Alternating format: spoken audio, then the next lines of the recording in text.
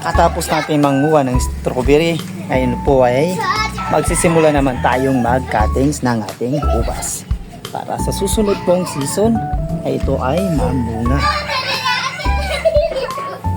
Ngayon ay puputulan natin ng mga sanga o tinatawag na pruning. Ito po.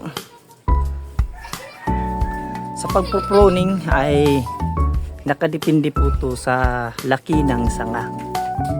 Kagaya nito, ay titirahan ko lang to ng 3 notes.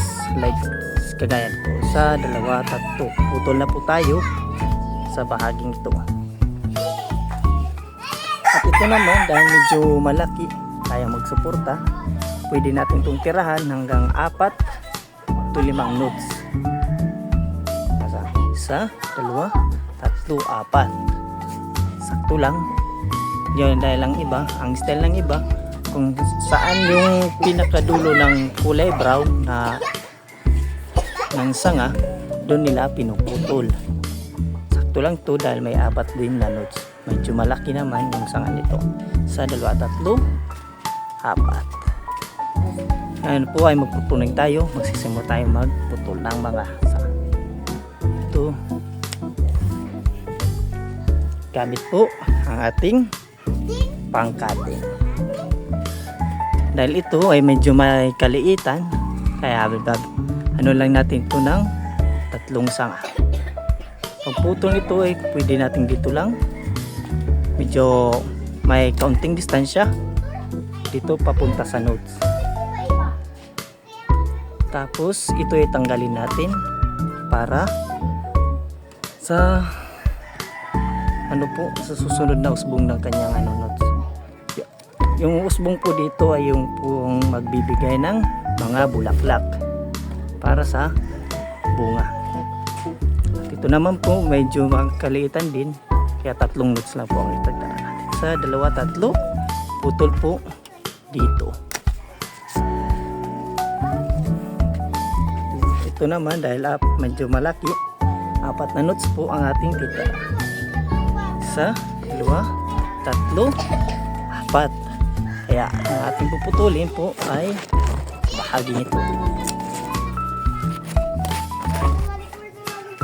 Then, medyo may kalakihan, kaya 4 na notes din ang ating ititira. Sa 2, 3, 4. Kaya dito rin natin puputulin. 2, 3. Medyo pa dito, medyo bata pa. Kaya ang gagawin natin ay sa 2 ang dito lang. Hindi na natin kailangan yung iba. Sa 2, 3, 4. Pwede itong pang-4 dahil medyo malaki. Kaya dito tayo magpuputol.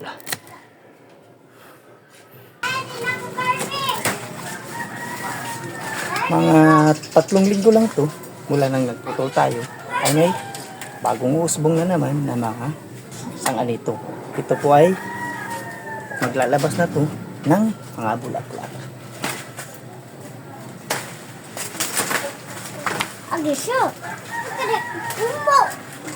Pakita na ako kung yung strawberry. Ito po ang tatanggal ng ubas. Ito po ang ginagawa natin para yung makakatulong para mamunga ang ubas. Kaya hindi naman ito mamumunga pag hindi tayo mag-pruning. Tapos po ng ating pag-pruning, ito na po ang naging itsura. Tinanggal din natin yung mga natirang dahon para maging healthy po ang mga nuts na tutubo dito. Dahil ang tutubo ditong nuts, siya po yung magbibigay ng mga bulaklak sa atin. Hanggang dito na lang muna. I-update ko na lang kayo sa susunod natin na video.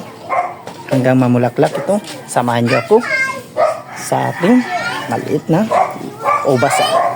Kaya maraming salamat at God bless you.